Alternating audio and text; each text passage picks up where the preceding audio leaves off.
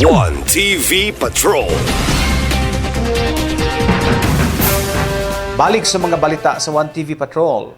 PNP personnel sa probinsya nga milangkat og akademikong kahimuan gipasidunggan.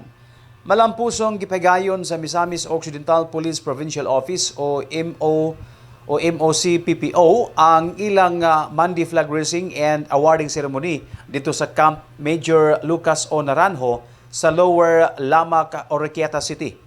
Ang maong seremonya nahimong usa ka plataporma sa pag-ila o pagpasidungog sa mga kapulisan nga nagpakita og talagsaong dedikasyon, profesionalismo o maayo kaayong performance sa ilang tagsa ka buluhaton sa paglagad sa katawhan.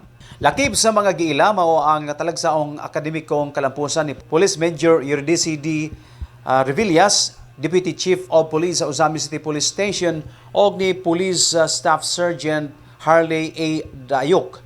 Human silang malampusong nakapasar sa 2025 Philippine Bar Examination. Ang maong kalampusan nagdala og dakong garbo o dungog dili lamang sa ilang tatag sa ka-unit kundi sa tibuok PNP organization sa probinsya. Sumala sa MOC-PPO, ang kalihukan nagpakita sa ligon nga paningkamot sa mga kalalakinan o kababayan sa kapulisan sa pagpadayon sa kahusayan sa serbisyo publiko. Samtang gisaulog ang mga kapulisan nga dakong nakaamot sa operational o administrative accomplishment sa kapulisan sa tibuok Misamis Occidental.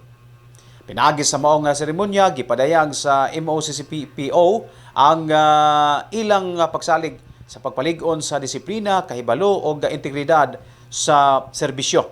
Kining hiyas nga bililhon o kinahanglang magpadayon o mapadayon o mapalapad gumikan kay magamit kini sa kapulisan alang sa mas epektibong pagpatuman sa pagpanalipod sa kalinaw o kahapsay sa komunidad. One TV Patrol.